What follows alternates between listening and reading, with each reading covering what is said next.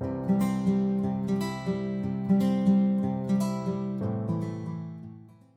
welcome to the Chasing Care podcast. On today's episode, I'm delighted to say we have Sarah Seaman. Now, Sarah, she's a registered nurse, she's a business owner in the domiciliary care sector, and she has extensive knowledge of our industry. I was talking to her the other day, and she said to me, you know what? People don't get care early enough. They could live longer and be happier if they asked for help sooner. So I thought the best thing to do is get Sarah on board, have a conversation with her, and see what she means by that. So before we crack on, Sarah, welcome to the podcast and introduce yourself. Good morning, Gavin, and thank you very much for having me. So, my name is Sarah. I've been a nurse for 40 odd years, sad to say. And I've run my own care company for 10 years. Before that, I did a lot of work in the care sector following the Care Act in 2000. So I learned a lot from working with lots of different organizations about what was good, what was bad. And I decided in 2013, put my money where my mouth was and look at starting my own care agency, which I did. It's called Sarah's Carers. I set it up with my daughter. And just to put into context why I think getting care early is really important, just about the same time we started the care company, my husband was diagnosed with what they called a life-limiting condition. It just added to the challenges, but it also gave me yet another insight into being on the receiving end of care and the challenges that came with that. And it took me quite a while to realize when my husband actually needed care because I was out at work setting up a care agency. And it was a bit of a shock when I realized how much he was struggling, and importantly, how much he was struggling, which then impacted on his fatigue levels for the rest of the day. So that's a little bit about why this is important to me, but I'm going to hand back to Gavin now. Got a question for me. Well, yes, I do have a question. In fact, I've probably got more than one question, but let's start with the simple question. And thanks for the introduction, by the way. I'm sure the listeners will be pleased that they're talking to a professional with some medical background. When often we hear people in podcasts that actually have no track record. They might be business owners, but they haven't come from that self-care background. And you've looked after somebody, and I'm sorry to hear about your husband. The question begs itself, doesn't it? You had a personal experience and you thought that probably you could carry on without the need to provide care. There's going to be a lot of stiff upper lip people in our communities that are feeling, well, actually, I'm managing okay, thank you very much. I don't need any support. What makes you think that people are getting this wrong? What is it that's making you say out loud, you should think about care well before you actually believe you need it? I think that's a great question, and I think there's different facets to that. So I think one of the big things for me is about managing somebody's fatigue levels. I think another issue is that when we become infirm, for any reason, whether that's a medical condition or a mobility issue, whatever the issue is, our worlds start to shrink. And I think our perspective on what we can do shrinks alongside it. So we become used to it, becomes the norm to not be able to live life to its fullest. So that's issue number 2. Issue number 3 is about understanding the frailty spiral and that whole thing about use it or lose it. So it's very, particularly when you're elderly, when you stop being mobile, when you stop drinking properly, you lose muscle. And when you lose muscle, you become wobbly. And when you become wobbly, you don't want to move. And when you don't want to move, you don't want to drink. And so it's a frailty spiral. So I think there's 3 facets to that question. The one about the fatigue, I talk to people all the time about, because if you don't understand it, you don't understand it. That became a wake up call to me. I happened to be at home one day and Robert, my husband, He was a very proud man. He was a uniformed ambulance officer. Before that, he was a uniformed Met police officer. He was very proud, very dignified, and the condition he had was slowly robbing him of a lot of that. And so I was at home this particular day, and he didn't appear, and he didn't appear, and he didn't appear. And my light bulb moment was when I realized it was taking him 3 hours. He admitted this. On a bad day, took him 3 hours to get up, washed, shaved, dressed, and downstairs. By the time he was downstairs, he'd missed coffee. By the time he was downstairs, he was so tired that sometimes he never got downstairs. He just sat in his bedroom and went to sleep. And he didn't have much time left at this point, and we knew that. We didn't know how much it was. We just knew it wasn't going to be very much. And it was eating into his time. And so the sheer effort that went into getting him up, washed and dressed meant he didn't have any energy to enjoy the rest of the day. And that to me is crazy. Why don't you have help to get up, washed and dressed? Then you've got the energy to go downstairs, have your cup of coffee, be human, be normal. Um, and I see that a lot where people battle through their own personal care, their own early morning routine just to feel, or just because they feel that they should, because they've always done it. So if we've always done it, that's what humans, adults do, is we get up, washed, dressed. But actually, if that doesn't balance out your fatigue levels, then I don't see the point in that. Is it a case, and we are talking, and if you don't want to talk about your husband, feel free at any time to say, "No, can we change the subject?" But it does sound to me as if, on that particular occasion, you were made aware, a stark awareness now, that he was struggling.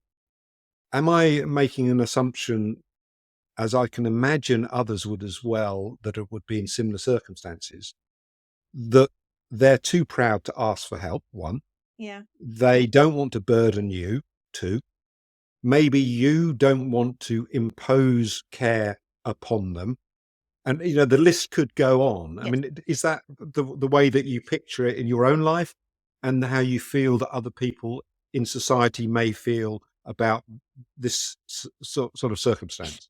Yes, I think there's a lot of pride involved. I think there's still a bit of a stigma somehow attached to needing help. And I've often said to families and to people, but if good enough for the Queen, um, why is it not good enough for you to have help?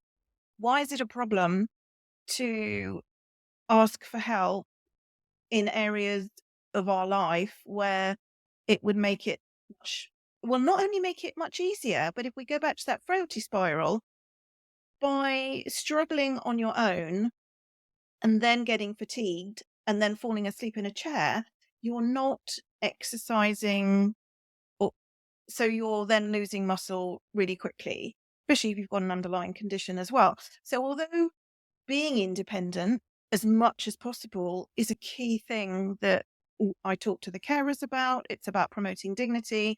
So having help is not about eroding that independence. It's about aiding that independence. So if you were supporting somebody with personal care, yeah, you're not doing it for them. You're just not letting them struggle at the bits that they don't need to struggle at. You can still give them a flannel, they can still wash their face. It's not about taking over, it's about working in collaboration, it's teamwork, really. And how did you open that conversation with your husband? Well, I went into nurse mode, in all honesty, because he wasn't taking it from me as wife mode. Yes. And Yeah. so I had to go I in, think that's the stating the bleeding obvious, isn't it? because then you have the whole factor of cost and that's plays a part for everybody, really.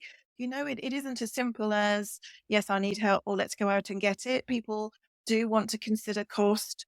They do want to have discussions in the family about it. That's another reason it often gets put off, I think, because in some families it becomes a committee discussion, whereas I had unilateral nurse you are doing this. This is what is happening.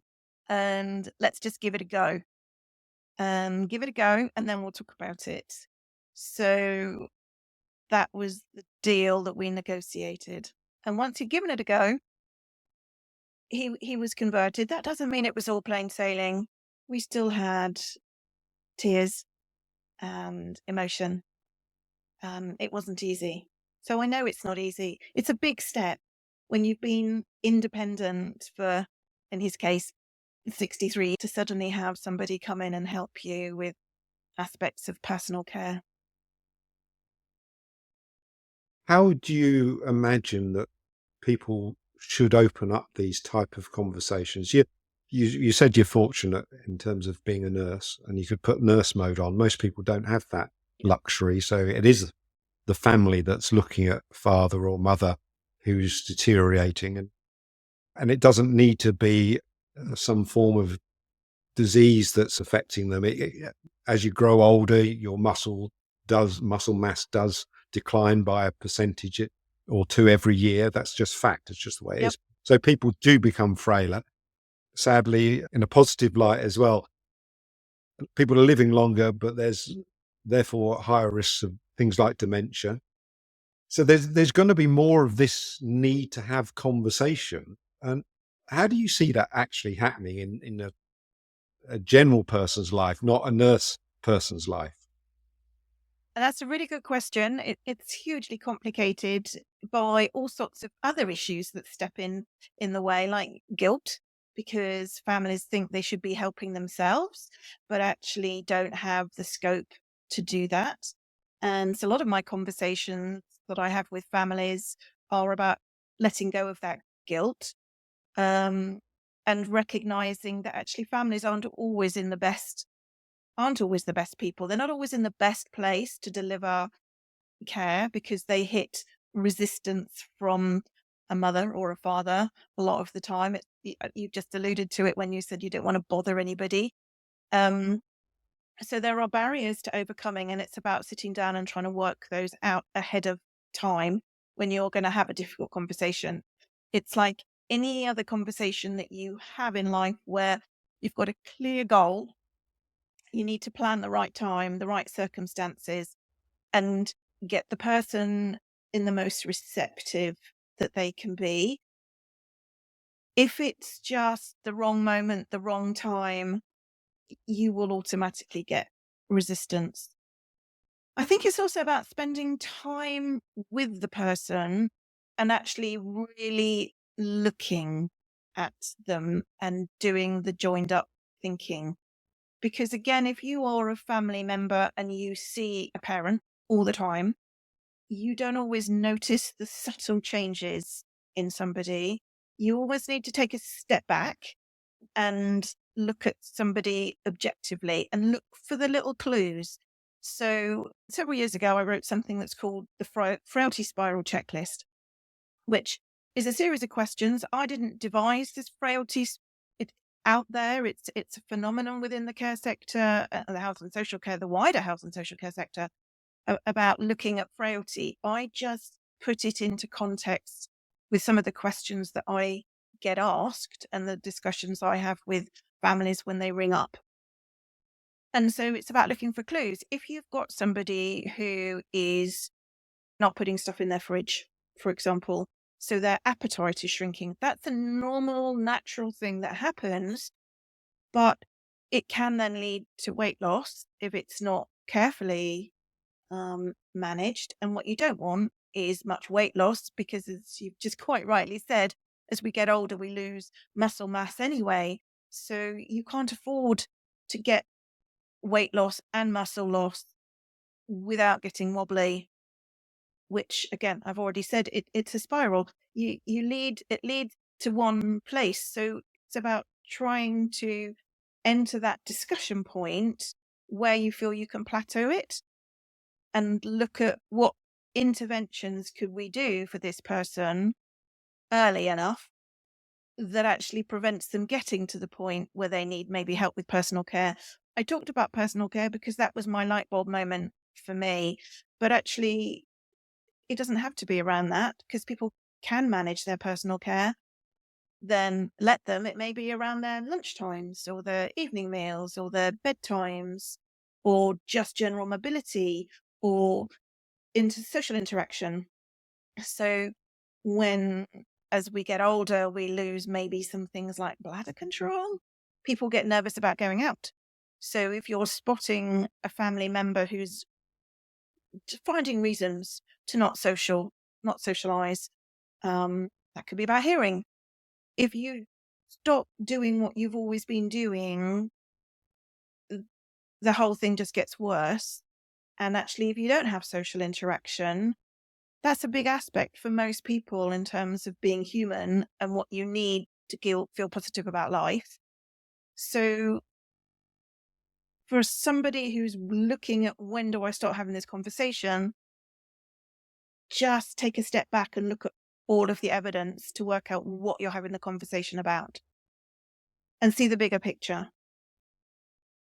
In this busy world that we live, and what everyone tells me it's busy, I, I do wonder Mm. whether or not families as a group are close enough to each other to be able to spend that time. I mean, a lot of people work very long hours. They don't live close to their loved one. So how do you deal with that distance, if you like, between the mother and father and the other family members, the eldest sibling? They might just not be aware because dad says, yeah, everything's fine. No, I'm good. Yeah. That's a really good question. And I have to say that a lot of the people that ring us in a heightened state of stress and anxiety are people who've just been to visit an elderly mum, an elderly dad, aunt, whoever, and they haven't seen them for a while. And it's like, whoa, moment. And that's reality, isn't it? You're absolutely Mm. right. We're not a close-knit community a lot of the time. People live a distance away. And unless you are into FaceTiming or Google Hangouts where you can at least see somebody, you are going to get fobbed off with unmanaging. And I don't know that there's any way around actually spending time with somebody unless you are managing their bank account and you can see that they're not spending much money on food, unless they stop talking to you about having spent some time with a neighbor or out at a club or anything that they would normally do. It's very difficult to look for clues unless you are in someone's house and in their environment. And then sometimes the stories that we get make it really obvious, not only about weight loss, sometimes it's about the general state that somebody is now living in, that they don't have the energy and the ability to keep their house looking the way they would always have kept it looking. They don't wear clothes the same way that they would have worn clothes before, and people discover that they're wearing clothes that have got dirty marks on them because they're not doing their washing the same way they would have done their washing. And sometimes that's because people's eyesight has gone and they can't see it. Other times it's just, again, you're back to that whole level of I'm too tired to be bothered. But Mm. we're very stubborn as the human race, you know? Yeah. And I'm just thinking that we're talking about two different things here, both with merit. One of them is based upon the family feeling that the time has come, that mum or dad or both need some additional support to maintain their personal care, but also their mental strength, if you like, and maybe their activity levels. So that's the one side of the coin. But the other side of the coin, of course, is the individual themselves trying to recognize when they're actually struggling. And it might not be, as I said earlier in the podcast, that it's due to some form of disease or illness. It just could be because they're getting a little bit older and things are becoming a little bit more difficult. Mm-hmm. And you mentioned about the incontinence sort of side of it. I noticed on TV they're starting to advertise incontinence So were pants they? Oh, gosh. for women who want to go to a concert. Or I couldn't possibly go there because I can't hold my wee in. So it's quite interesting that the conversations are maybe coming up in slightly different ways on TV advertising, but people probably aren't aware, I'm guessing, the audience listening in today, that getting support from a care provider, for example, doesn't mean to say that your life is coming to an end. No, It absolutely. might just be like having a gym membership and having a personal trainer helping you through, and converting that thought process into doing something with a social group and having a carer who's your personal trainer, if you like, to come in and support you so you can maintain doing what you like doing, going to the pub even, or whatever it is. It doesn't have to be an activity in the house, does it? No, absolutely. And it isn't all about personal care. The personal care thing is often that light bulb moment, but actually what we started off talking about really was the whole thing about recognizing it sooner than that. And it's not necessarily, it depends on someone's condition, but what you're trying to do is to get the support in at a level that you can plateau someone's deterioration into more frailty. And there are lots of factors that lead into frailty. We've touched on some of them, but another big one, for example, is medication, and whether or not people are taking their medication properly. That probably is one of the biggest issues that we find, is taking medication properly. And if you're on medication for a condition and you're not taking it properly, you're not going to feel very well. And if you're not feeling very well, then you don't feel like living life to its fullest. So just having that bit of support that helps ensure and give people, families, peace of mind that someone's taking their medication properly is another learning curve. But you're absolutely right about going to the pub.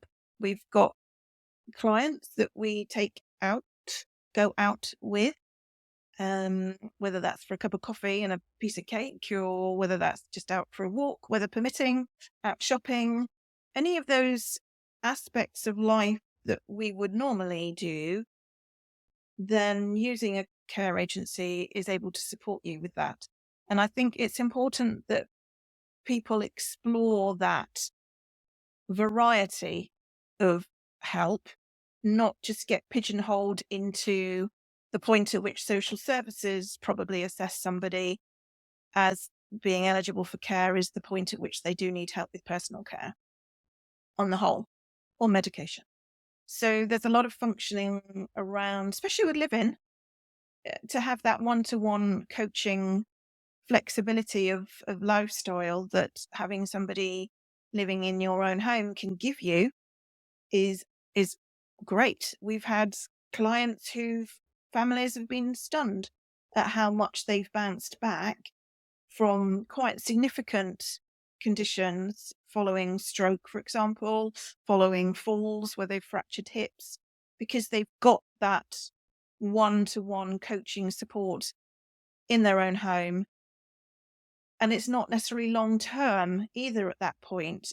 We've had clients where they've had 6 weeks, 8 weeks of one-to-one support, which has then enabled them to move back into the place of being independent on their own. And that's amazing. Mm. That's a great goal Yeah, to achieve. I've heard some great stories in a similar vein about how people suddenly become alive again Mm, in their own home when they have some support in place. Here we go. I'm curious. Let's talk about your business and your experience. We've scratched on the surface. mm, But I like where this conversation is going. People tend to phone you up often, I'm guessing, but they tend to phone you up when they are worried, as you yeah, said, in a critical state of God, we don't know what to do. yeah, Dad's got ill. Oh my God. And they call you. yeah, So just give me a flavor, would you? I mean, it's that typical. Is that 80% of the calls you get in, 50%? And then how do you help them understand the variety? And I like the word variety, the variety of choices that they may have to bring some levels of support. And you mentioned earlier on in our conversation, almost like a staged approach. So probably as needs become greater, care can become greater. Just paint me a picture so the people listening in can understand what most people do, and then maybe we can explore what should they be thinking and when should they be thinking about making that call to you. Okay. So I dig. I ask lots of questions. You have to keep digging because people don't know what they don't know. They just know they need something. And if you've never even thought about it before, it literally is a blank piece of paper. So you look up a local care company and you ring them, which is one of the reasons why it's always important to us that any of the girls that answer the phones will deal with that inquiry. And even if, because we work in a very small geographic area, so even if we cannot help them, literally, we will still have that conversation with them because it feels really important to me that if someone's got to the point of desperation to pick up the phone, they deserve to be listened to. And we Can I do ask have, a question? yeah. I know I'm going to let you talk, but I just want to ask a question. People that are phoning you, getting in touch with you, are they being guided by a social worker or a doctor or a hospital, or is that not happening? And they're like, "Oh my God, I've expected the NHS and the doctors to look after me, or my mum or dad, but it's not happening. Now what I'm going to do is just go on Google."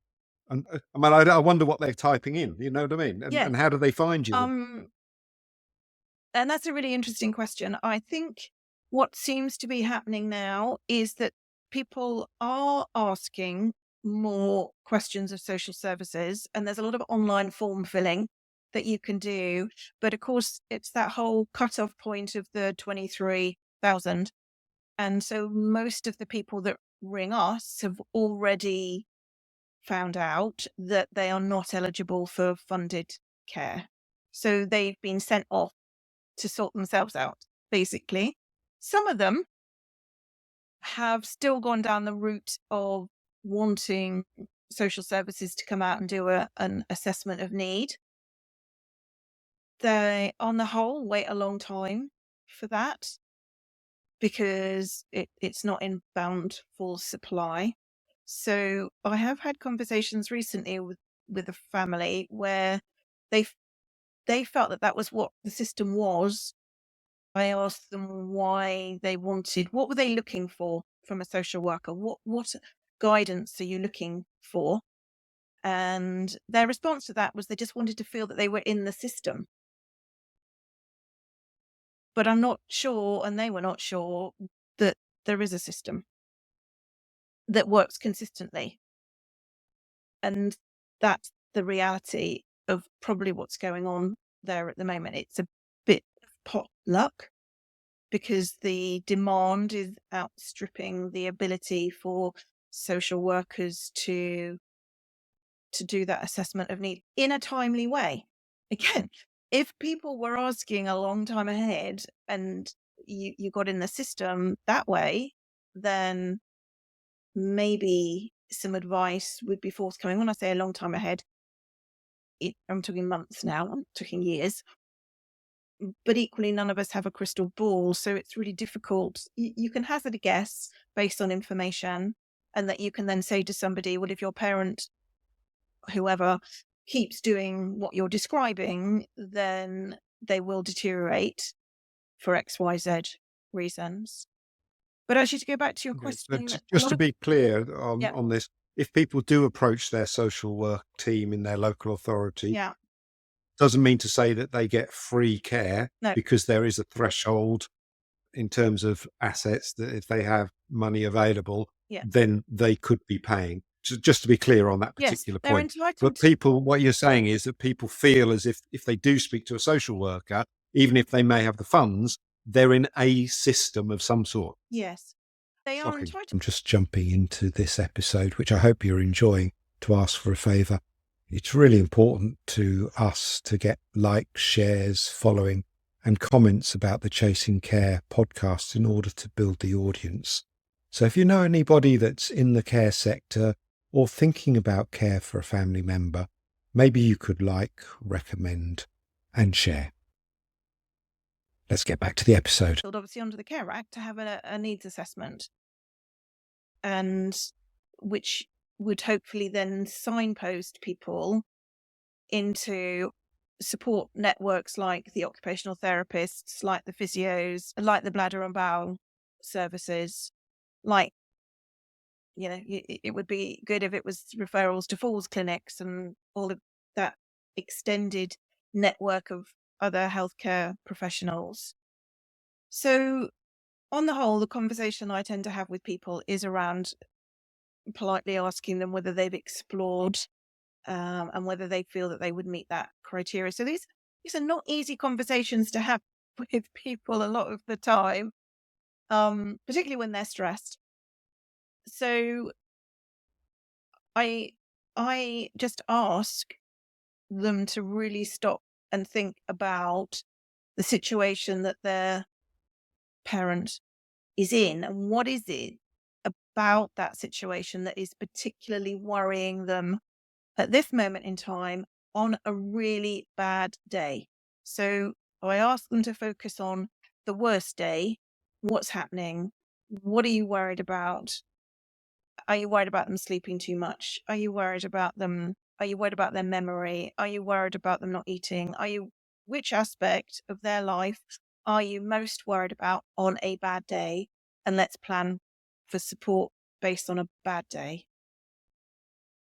So that's how I steer that conversation. And from your knowledge of the families, Yeah. if you're talking to them, I mean, this is maybe the first time we've ever spoken to them, of course. Yes. Do you feel that you get to that honest conversation with them early?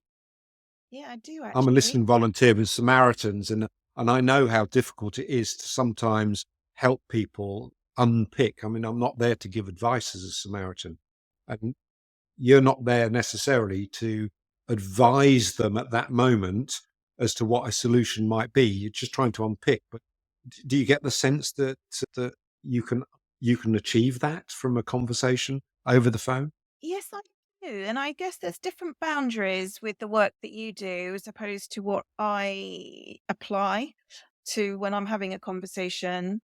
So I will normally ask them questions based on all of our years of experiences of telephone conversations. And so you do pose to them once they've started thinking about a really bad day, something about for them as an individual, the person that's ringing us, it's about an awareness of their situation. So I ask them about them and as well. So you normally get the information that they either don't live close by, which is what you've just alluded to, that they are trying to balance the needs of an older person with their own children and their own family and maybe their own job and maybe their husband's job.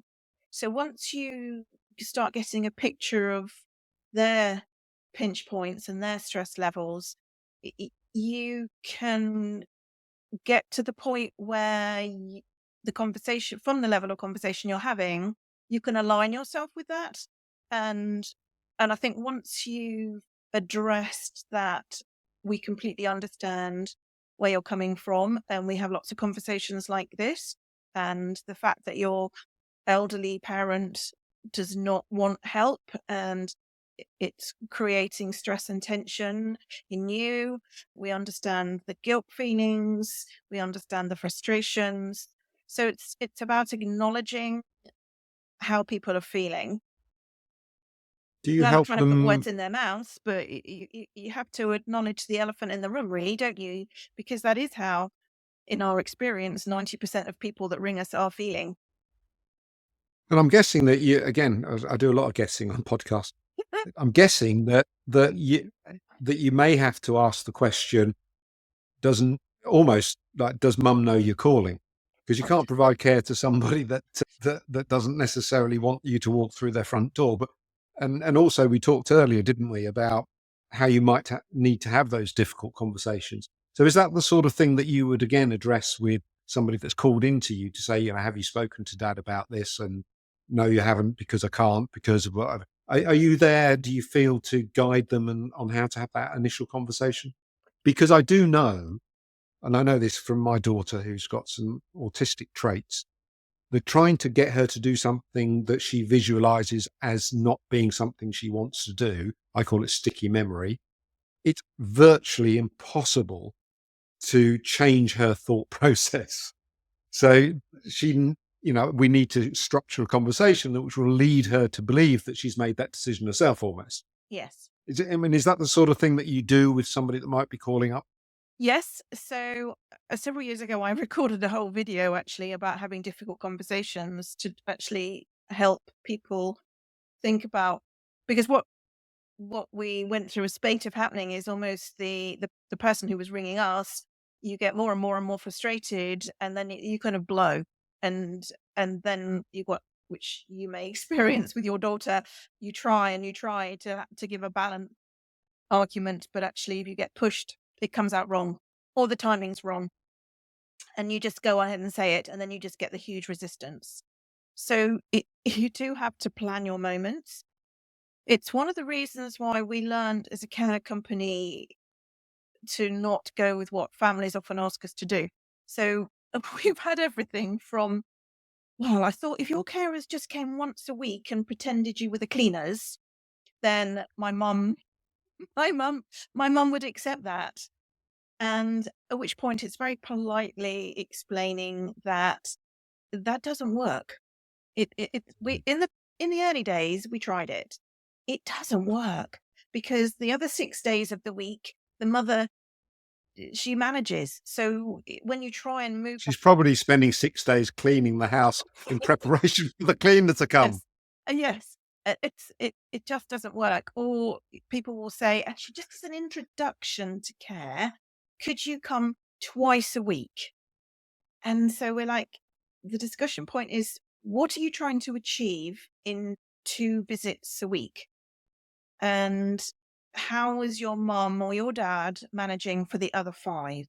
Because trust me, if they are managing for the other 5, they're going to say to you, I don't need help because I manage 5 days out of 7. If, and we do get this as well they only have a shower twice a week. Can you just turn up and help them with a shower? I get the practicality of that, but actually you're not really addressing the bigger picture. And we may be helping them with a shower, but what about the rest of the things that they're not doing? So how does that work? That there's a lot of easing in that people try and do, but it just doesn't work. The only way we've ever really managed to convince people to see the benefit of having some sort of support is to go consistently every day. Because then people get used to somebody turning up to help them, and it becomes the norm. If people have got short-term memory and are just locked into that belief that I'm independent, I'm doing it all absolutely fine, which we get a lot of, unless you do something consistently to help them, they don't get it. So you have to work on that system as well, I think. And the subject that we're talking about here is massive. Getting help before you think you need it. And, we're ticking away time here on today's podcast and getting close to the end of it, sadly, because I think I could talk to you about this challenge all day long. It's that big a subject. But for people that are listening, can you just give me an example or two of what you've seen in somebody that has made a significant difference when they've actually taken a carer on board early? Well, I could certainly talk to you about a client that we've taken on really, really recently. Is a lady who very sadly had a stroke. She's in her 90s, been hugely independent until that point of having a stroke. They tried the 4 times a day drop-in funded care as she came out of hospital, but actually it's really difficult for that to be fit for purpose in terms of reablement because there's no clarity around when they come. And it turns if you're not careful, into a responsive service, not a proactive service. And if you're trying to re-able somebody, there has to be the time to give them. And not only do you have to give them the time to do something, you have to be able to give them the time to do it at a point that they are receptive and able to do it. And so this lady had come out of hospital with this drop-in service, had deteriorated beyond where she was when she came out of hospital, significant weight loss, everything had just got worse, basically. So we went round to talk to the family and to talk about living care, actually, because I could have done the drop-in and we could have done it better in terms of we sell time slots. So we could have done all of that, but you're still trying to fit around somebody's desire to do something at a set time of day. And most of us as humans, unless we're really routine driven, our bodies don't work like that. So the family decided to go for living. Now, this lady has put on weight. She's playing the piano. She's flourished, which was the inevitable consequence of having somebody who is focused on her, the luxury of having somebody who's focused on her on a one-to-one basis solely for at least 11 hours a day. You do not get that level of support anywhere else in the health and social care sector. We are 6 weeks, just coming up to 6 weeks later. And yeah, she's regained some of her old vibe for life. And it's just so nice to see and be aware of. So that's just one example. One It's a example. lovely Yeah, story, one that is. other example where we do the domiciliary care, actually, just thinking about it, where the husband was really struggling. And that again was time important to him because they've always done it at this time of day. So we want to do it at this time of day. But we've managed to do that. And he's now saying to the carers he doesn't know how he managed without them. And so that's another great validation.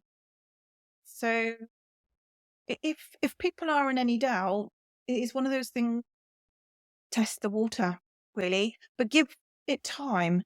It's not a quick fix. We always say to people, you need to give it at least 6 weeks. This is a team effort to make this work.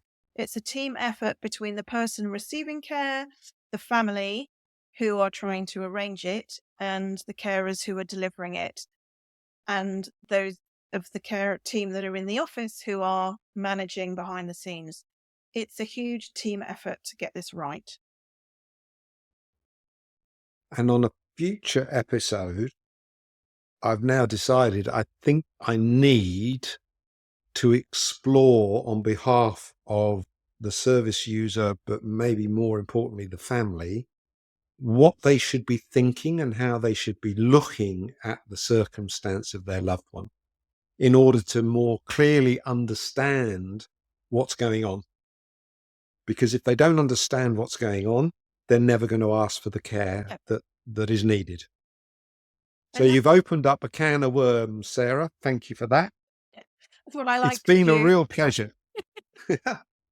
It's been amazing, genuinely amazing. I love listening to your thoughts today. Thank you. If anybody's interested, you're based in the Suffolk area. I am. So if anybody's out there and thinking, you know what, I wouldn't mind finding out a little bit more about how my loved one or themselves might benefit from a bit of care, how do they find you? So the easiest way to find us is to remember that my name is Sarah and it's sarahscarers.com. So you can Google us and give us a ring.